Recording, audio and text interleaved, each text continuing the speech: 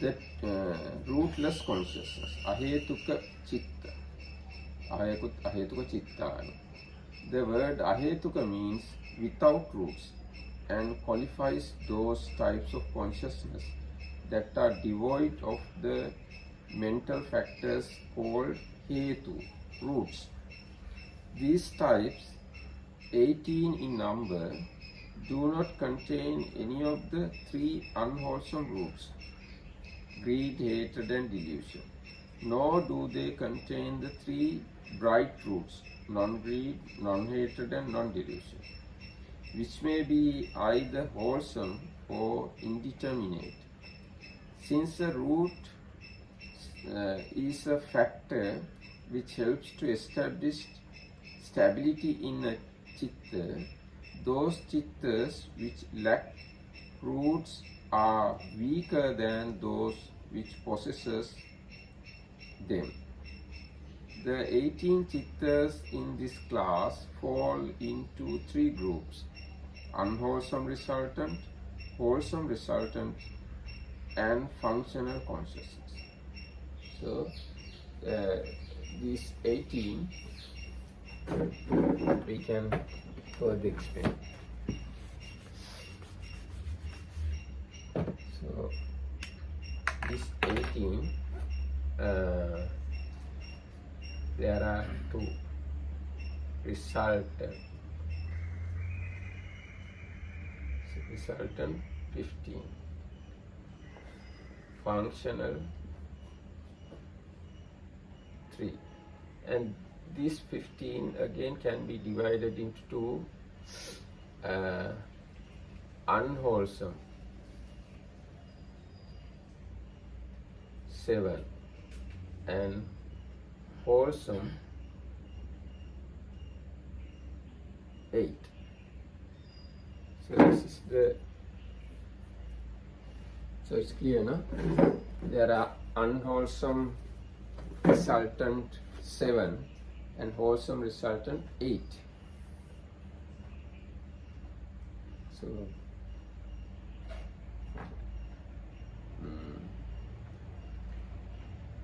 unwholesome resultant consciousness. The first category of rootless consciousness comprises the 7 types of consciousness that result from unwholesome karma. These types of consciousness are not themselves unwholesome, but karmically indeterminate. The word unwholesome, akusala, here means that they are resultants produced by unwholesome karma. The word qualifies not these states of consciousness themselves, but the karma from which they are born. So these, although we say unwholesome resultant consciousness, these consciousness themselves are not unwholesome. They are result of past unwholesome karmas. Now, as example, sometimes we have to see ugly things. There we get eye consciousness. That eye consciousness is because of unwholesome past action. That is the resultant consciousness, eye consciousness. And sometimes we can see beautiful images. This is because of past wholesome action. That eye consciousness is not wholesome. It's a result. This is the way it should understand. All the eye consciousness, ear consciousness, tongue consciousness, nose consciousness are results, not karma. And unwholesome, unwholesome resultant body consciousness is painful. And wholesome resultant body consciousness is pleasureful. Other consciousness, eye consciousness, ear consciousness, nose, tongue, are equanimous. Feeling is equanimous.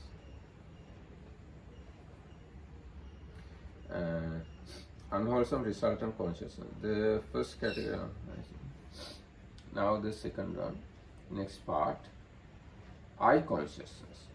The first 5 types of resultant consciousness in both classes, the unwholesome resultants and the wholesome resultants, are those that are based on the sensitive matter of the I. So this consciousness arises in the I. Now I ask you one question. Where is the mind? If I ask that way, how you answer? Now here it is said, the unwholesome resultant and the wholesome resultant are those that are based on the sensitive matter of the I, not the heart. You say mind is in the heart in your previous class. So mind is everywhere then in this case. Yes, so we can't solve that question that much easily. Mind is in the heart is not the whole mind. The I consciousness is not in the heart. I consciousness is in the I. But it does not say it's in the I. It says it arises because of the I, not it arises in the I. It is said the sensitive are based on the sensitive matter of the I. Based on the sensitive matter means its base is sensitive matter in the I. It doesn't have any other base. It can't base body or heart or ear or nose or anywhere else. It has only one base, that is I sense base. So if I ask you, where is the mind? How you answer?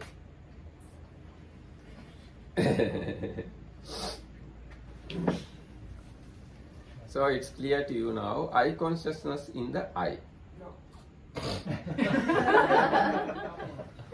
So where then? Where it is? I consciousness. Consciousness has to do with mind, it's nothing to do with the matter. It's conditioned by the I, but it doesn't mean it's in the I. Now, without I sense base, can I consciousness can arise? No, but it does not mean it is in the I. So if it is not arise in the I sense base, where I consciousness can arise?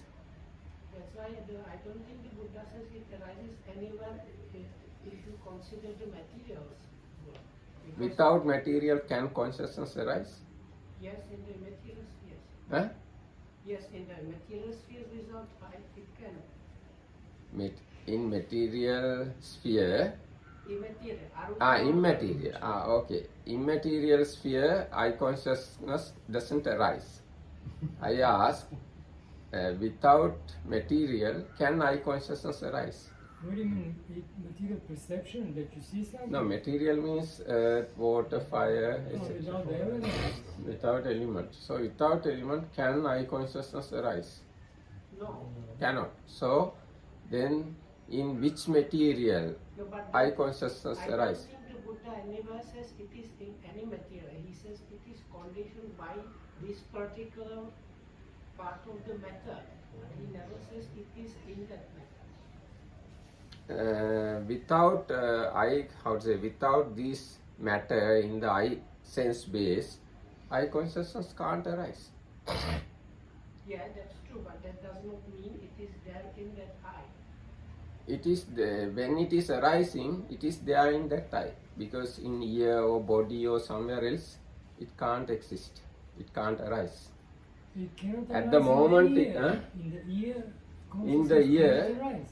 In the ear, I consciousness can't arise. No, not but ear consciousness can arise. Yeah, ear consciousness can arise only in the ear sense base, not in the eye or body or anywhere else.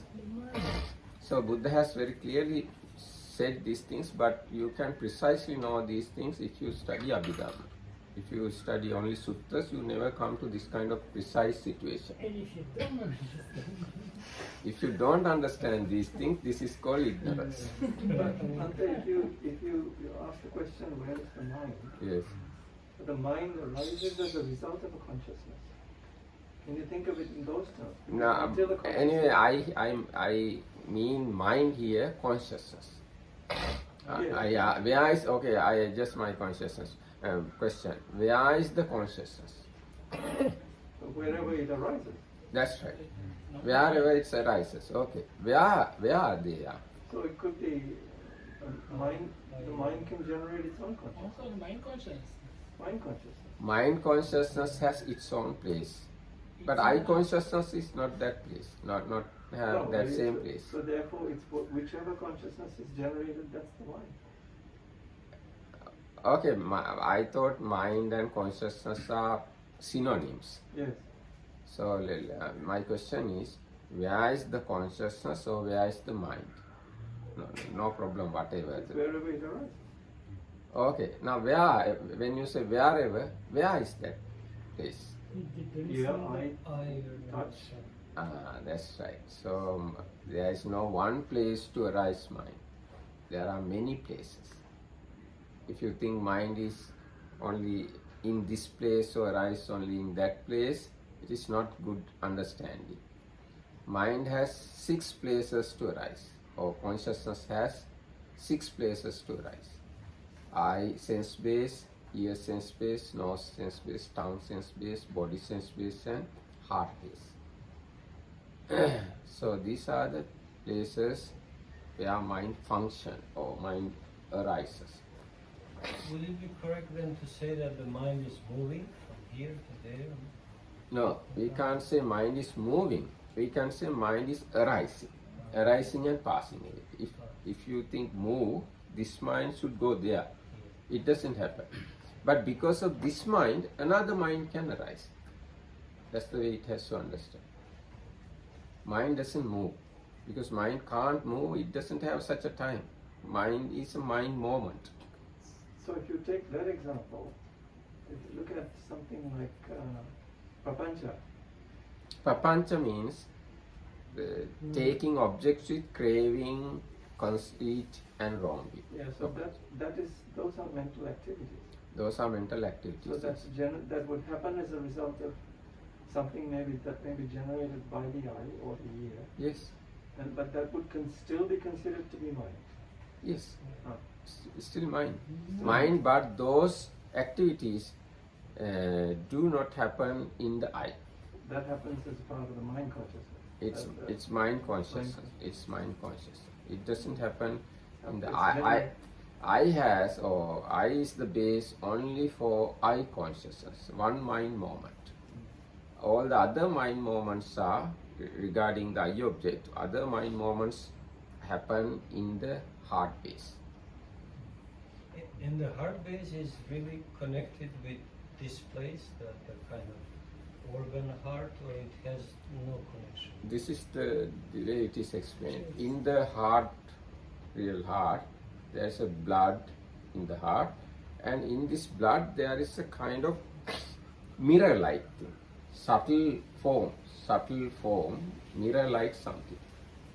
Mirror. Yes, so that is the place mind consciousness function. What happens when they do heart transplantation? Even at the heart transplantation, blood is there somewhere. So this heart base, blood is enough to sustain heart base. And Blood is circulating all throughout the whole body. Yes, now the nature of this heart base is when blood is flowing out, it doesn't flow out. That is another condition. But there were cases of people who received the heart from some war, people who died in war, and the heart was forcefully taken from them. They claimed to have memories of death or kind of very fearful experiences. Yes, this can happen because the mind is conditioned by many other factors. So, if his heart base already conditioned according to previous life. I mean, previous means previous to that incident. So, one who got the heart can have influences of that past conditioning of that person, other person. So it's like if you buy an old used car, you get smells and other stuff from the Smells, fingers. exactly, yeah. Yes, that's right. Same thing. Yes. So, yes, it is the way. You have to understand it that way. And now it's clear to you, if anybody asks you where is the mind, you can say, some minds, some consciousness arise in the eye. Some other consciousness arise in the ear. Some other consciousness arise in the nose, tongue, and all over the body. And some other consciousness arise in the heart. Now, most Westerners connect these experiences with the brain, so we cannot say that anything then arises in the brain. Through, if Now, you look at that. brain should support to the heart, otherwise heart can't function. Now, all other things same. Now, now body consciousness can't arise if I don't have the finger. Finger should be there to have this particular body consciousness. So consciousness is not something independent. It always should be supported by many other, not one or two, many other factors. Same way, brain and the whole nerve system and many other things should support to arise and function mind consciousness. Bhante, there are instances, however, for example, of amputees. There are cases, for example, of people that have had their limbs removed, but they are still able to have a feeling as though that part is missing. Yes.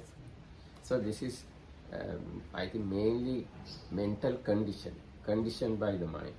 Now, as example, when we are in a dream, we can see, we can really experience everything. We can really see waterfalls, gardens, everything.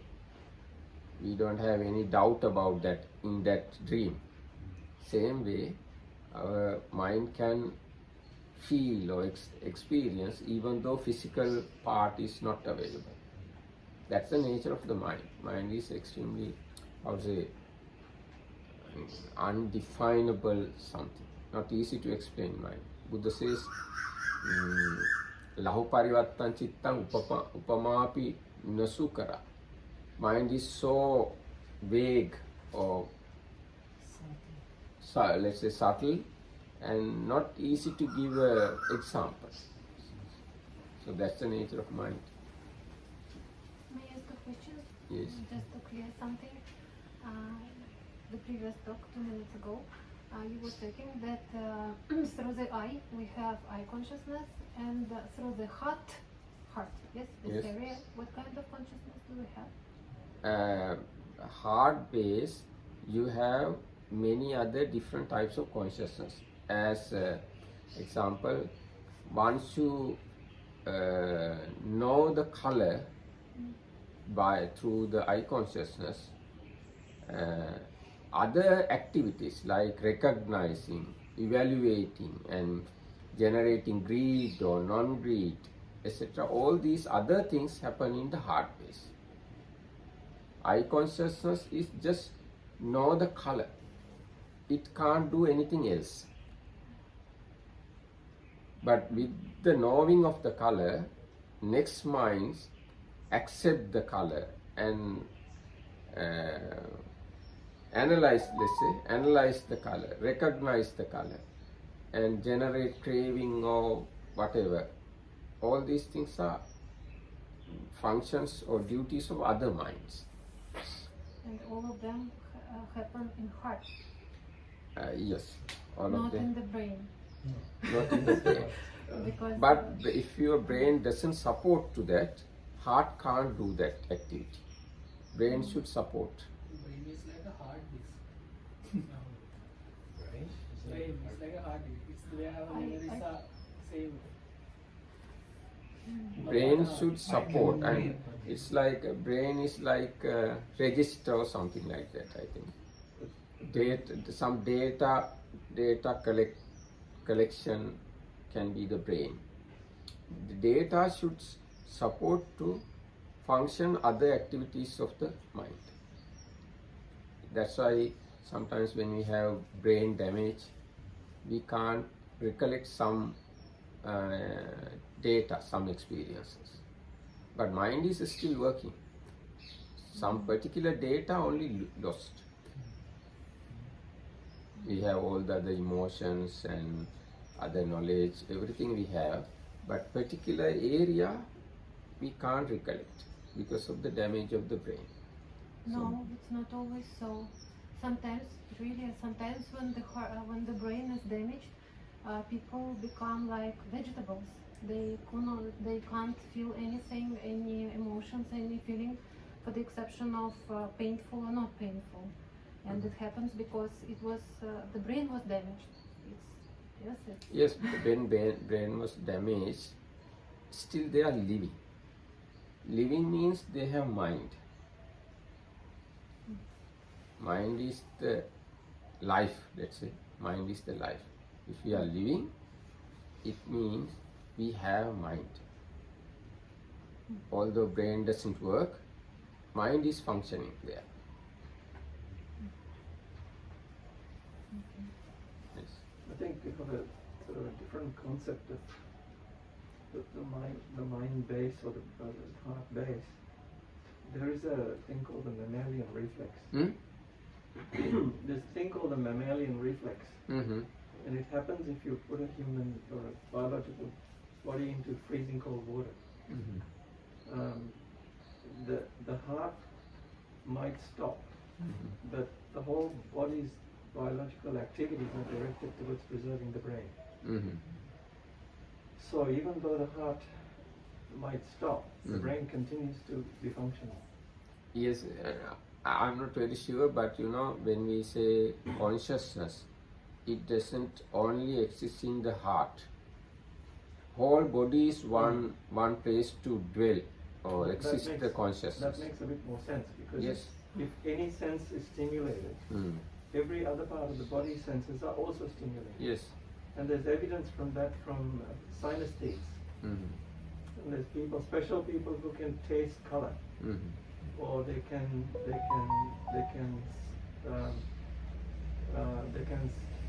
smell sounds. So they associate sounds with particular colors, or they associate smells with particular sounds. They're called synesthetes. They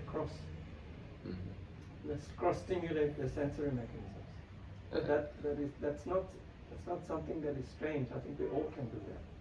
It's just that in these people it's much more developed, or it's changed. So that means that if some sense in the body is stimulated, every other sense in the body is stimulated. Yes, it can happen. Because mind, it has interconnectedness. Now, when we look at the blood in the body, it always circulating.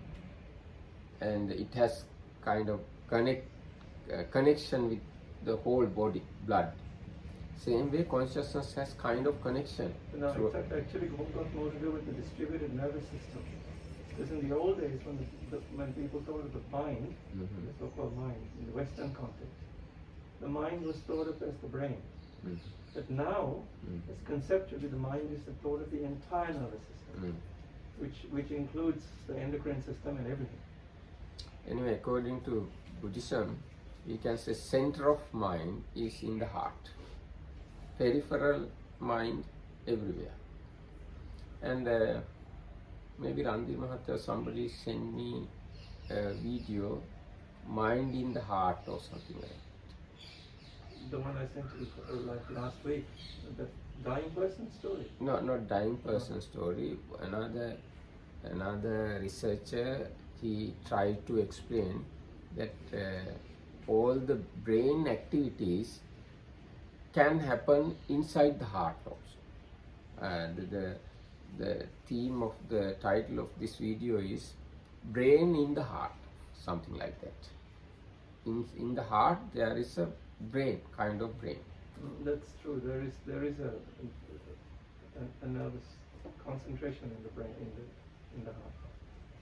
So like that, now we can understand mind is everywhere. Everywhere means whole body is mind. and there are special consciousness arise only in special places. As example, eye consciousness doesn't arise anywhere else in the body other than eye sense space. Nose consciousness does not arise anywhere in the body other than nose sense space. Like that, you have to understand mind has mainly 6 places to arise: eye, ear, nose, body, tongue and heart. So now if anybody asks you where is the mind, how you summarize the answer, how you give the answer? I would say that wherever a consciousness arises.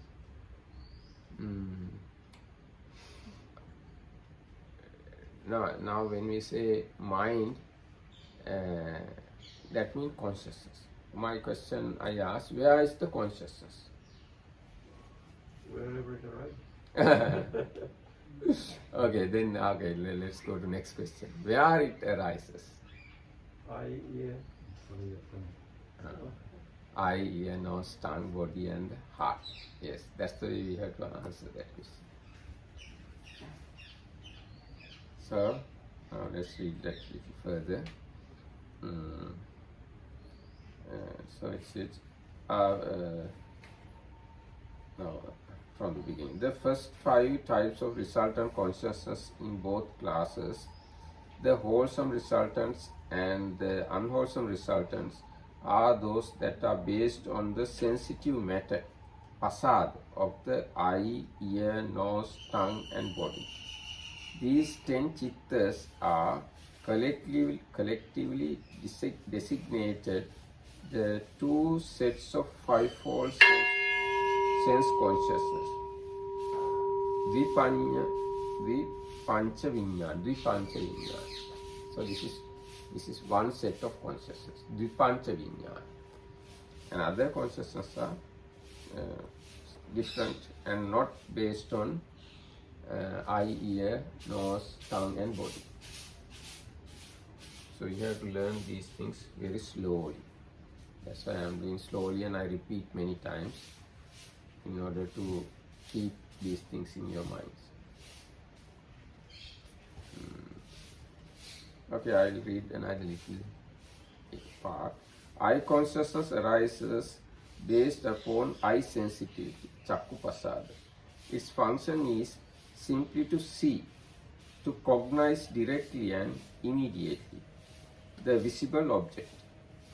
The other types of sense consciousness also arise based upon their respective sensitivity, and their function is simply to cognize their respective objects, to hear sounds, to smell smells, to taste tastes, and to feel tangibles.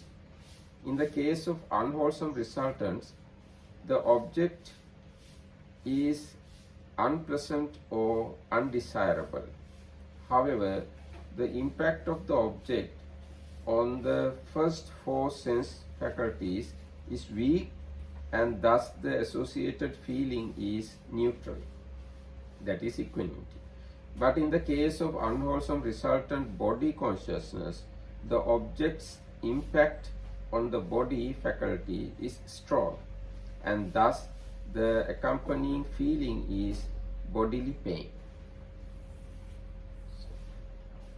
So these are the Abhidhammic explanations. So does that mean that if you smell something really sweet or nice, that it's a kusala?